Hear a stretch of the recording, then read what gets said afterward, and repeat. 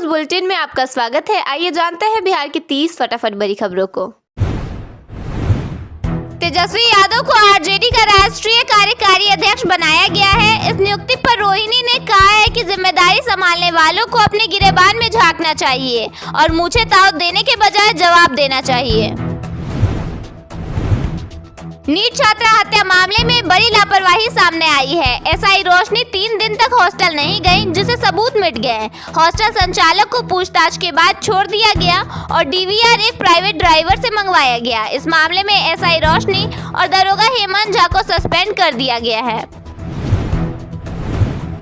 मुजफ्फरपुर में एक पड़ोसी ने 5 साल की बच्ची के साथ दुष्कर्म किया, जिसे गंभीर हालत में एसकेएमसीएच में भर्ती कराया गया। आरोपी को गिरफ्तार कर लिया गया है। बच्ची की मां ने कहा कि उसे भगवान भी माफ नहीं करेगा।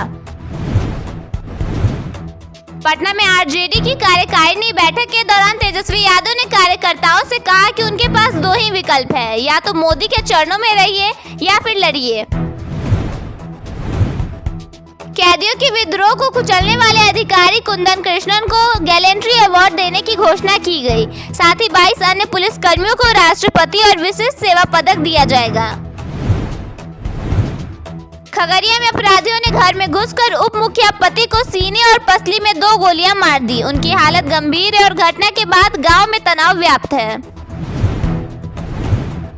दरभंगा में एक महिला की उसके ससुराल में संदिग्ध स्थिति में मौत हो गई। पुलिस ने शव बरामद कर पति को गिरफ्तार कर लिया है। शिवहर में यूजीसी एक्ट के खिलाफ स्वर्ण समाज ने मार्च निकाला और पीएम मोदी का पुतला फूका। प्रदर्शनकारियों ने घंटों चक्का जाम किया और आगे आंदोलन तेज करने की चेतावनी दी। नीट छात्रा मौत मामले में लापरवाही पर कड़ा एक्शन लेते हुए सम्राट चौधरी ने डीजीपी को तलब किया है। वे एसएसपी और एसआईटी से भी इस मामले में जवाब मांगेंगे। शेखपुरा में एक विवाहिता के साथ मारपीट कर उसे घर से निकाल दिया गया। पति ने दूसरी शादी कर ली, जिसके बाद सास ससुर समेत अन्य लोगों पर केस दर्ज किया गया है। नालंदा में एक धागा फैक्ट्री पर कब्जे को लेकर हुई पंचायती के दौरान फायरिंग हुई। इसमें एक युवक को गोली लगी है, जिसे इलाज के लिए हायर सेंटर भेजा गया है। पुलिस ने मौके से 7 खोखे बरामद किए हैं। प्रशांत किशोर ने कहा कि जनता ने एनडीए को सरकार और हमें सड़क दी है। वे 1 जून से सरकार के खिलाफ सड़क पर उतरेंगे ताकि जनता से किए वादों को पूरा करने का दबाव बनाया जा सके। भाजपा प्रदेश अध्यक्ष संजय सरावगी के आरा पहुंचने पर यूनिवर्सिटी गेट के पास कार्यकर्ताओं ने उन्हें 90 किलो लड्डुओं से तौला। बिहार के सभी जिलों में आज मौसम सामान्य बना रहेगा। न्यूनतम तापमान 7 से 14 डिग्री सेल्सियस के बीच रहने की संभावना है। आज सुबह शाम हल्की ठंड महसूस होगी। बिहार इंडस्ट्रियल हब बन रहा है। राज्य में देश के नामी गिरामी उद्योगपति इन्वेस्ट कर रहे हैं। अब तक इंडस्ट्री लगाने के लिए 1285 एकड़ जमीन अधिग्रहण की जा चुकी है। यह जानकारी बिहार के डिप्टी सीएम सम्राट चौधरी ने दी। राज्य के 2 जिलों पश्चिम चंपारण के कुमारबाग और बक्सर के नवानगर में स्पेशल इकोनॉमी जोन बनाया जाएगा। लगभग 300 करोड़ रुपए की लागत से बिहार में 2 स्पेशल इकोनॉमी जोन विकसित किए जाएंगे।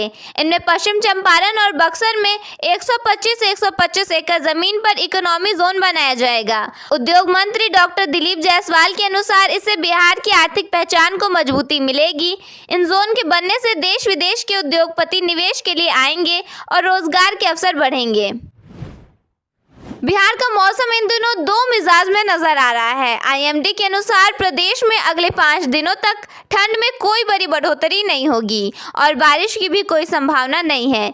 दिन में हल्की धूप तापमान को सामान्य से ऊपर बनाए रखेगी, जबकि सुबह और शाम हल्की ठंड बनी रहेगी। पश्चिमी विक्षोभ की संभावित सक्रियता और पहाड़ी इलाकों में हो रही बर्फबारी के कारण आने वाले दिनों में मौसम अचानक करवट ले सकता है। 26 जनवरी को अगर आप पटना में कहीं निकलने की योजना बना रहे हैं तो एक छोटी सी लापरवाही आपको घंटों जाम में फंसा सकती है। गणतंत्र दिवस समारोह को लेकर गांधी मैदान के आसपास पूरा ट्रैफिक सिस्टम बदल दिया गया है। सुबह 7 बजे से लेकर कार्यक्रम खत्म होने तक गांधी मैदान की ओर जाने वाली लगभग हर सड़क पर रोक रहेगी। पटना में नीट छात्रा की मौत मामले में बड़ा एक्शन लिया गया। चित्रगुप्त नगर की थानेदार रोशनी कुमारी और कदम कुआं के दरोगा हेमंत झा को सस्पेंड कर दिया गया है। दोनों पर आरोप लगाया गया है कि सूचना मिलने के बावजूद समय पर कार्रवाई नहीं की गई। 6 महीने से अटकी Muzaffarpur Kaparpura double rail line पर अब ट्रेनों की रफ्तार लौटने वाली है। बीबीगंज आरओबी की वजह से रुका परिचालन रेलवे ने अस्थायी क्रॉस पॉइंट बनाकर शुरू करने का फैसला लिया है। इससे सीतामढ़ी और मोतिहारी रूट के यात्रियों को बड़ी राहत मिलेगी। मुख्यमंत्री नीतीश कुमार की समृद्धि यात्रा आज वैशाली जिले में पहुंची। जिले को उन्होंने करोड़ों रुपए की सौगात दी। इसके साथ ही राजकीय मेडिकल कॉलेज का उद्घाटन भी किया। इसके अलावा सीएम नीतीश कुमार ने अलग अलग विभागों के स्टॉल का इंस्पेक्शन किया। बिहार में अब जमीन का निबंधन GIS तकनीक से भौतिक सत्यापन के बाद होगा। मद्य निषेध उत्पाद एवं निबंधन विभाग के सचिव अजय यादव ने राजस्व क्षति रोकने और विवाद कम करने के लिए यह निर्देश जारी किया है। वास्तविक भूमि और संरचना की सही जानकारी सुनिश्चित करने के लिए यह कदम उठाया गया है।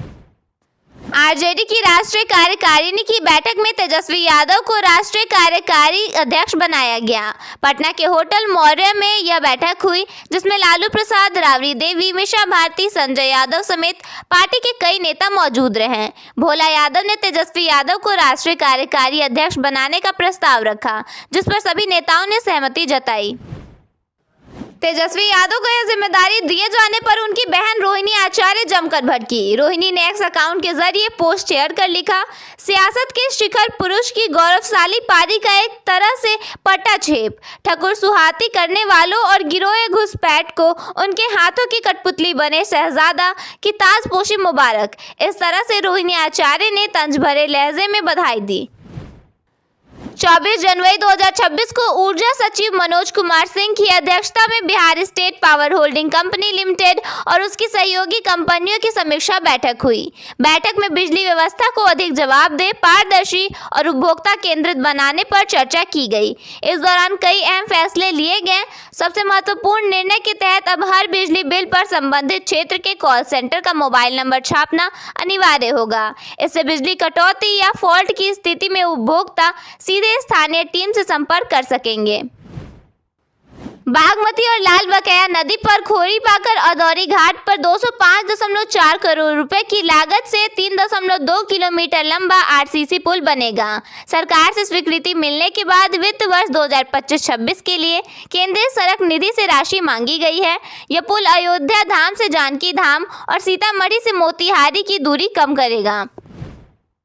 सुपौल के हरदी चौघारा में दहेज के लिए एक विवाहिता पार्वती देवी की हत्या कर दी गई। ससुराल वालों ने शव को जलाने का प्रयास किया, लेकिन मायके वालों और पुलिस ने जलती चिता से शव बरामद कर लिया। मृतका के पिता ने ब्याज पर पैसे लेकर शादी की थी और 50,000 रुपए के बकाया दहेज के लिए यह जघन्य अपराध हुआ। पुलिस मामले की जाँच कर रही है। बांका पुलिस ने भागलपुर दुमका मुख्य मार्ग पर 2 अलग अलग कार्रवाई में करीब 2 करोड़ रुपए की अवैध अंग्रेजी शराब जब्त की। बाराहाट में पश्चिम बंगाल से गोरखपुर जा रही 10,372.5 लीटर शराब पकड़ी गई, जबकि रजौन में झारखंड से समस्तीपुर ले जाई जा रही 8,169 लीटर शराब भूसे के ट्रक से बरामद हुई। दोनों मामलों में ट्रक चालकों को गिरफ्तार कर लिया गया है। भागलपुर के लोदीपुर थाना क्षेत्र में सरस्वती मूर्ति विसर्जन शोभा यात्रा के दौरान बमबाजी हुई, जिसमें 4 लोग गंभीर रूप से घायल हो गए। यह घटना डीजे बजाने को लेकर मंडल टोला के 2 गुटों के बीच हुए विवाद के बाद हुई। घायलों को जवाहरलाल नेहरू अस्पताल में भर्ती कराया गया है। इलाके में तनाव को देखते हुए भारी पुलिस बल तैनात किया गया है और वरिष्ठ अधिकारियों ने घायलों से मुलाकात की है। कटिहार पुलिस ने न्यू मार्केट स्थित वर्मा ज्वेलरी दुकान में हुई लाखों की चोरी का 48 घंटे में खुलासा कर दिया। पुलिस ने अंतर्राज्यीय चोर गिरोह के 5 सदस्यों को गिरफ्तार किया है। उनके पास से लगभग 1.3 किलोग्राम चांदी, 12 ग्राम सोना और 72,000 रुपए से अधिक नकद बरामद किया गया। यह गिरोह गोवा, बंगाल और दिल्ली में भी चोरी की वारदातों को अंजाम दे चुका है। वैशाली पुलिस ने ऑपरेशन मुस्कान के तहत 200 गुम या चोरी हुए मोबाइल फोन बरामद कर उनके मालिकों को लौटाए, जिससे लोगों के चेहरों पर खुशी लौट आई। इन मोबाइलों की कुल कीमत लगभग 50 लाख रुपए है।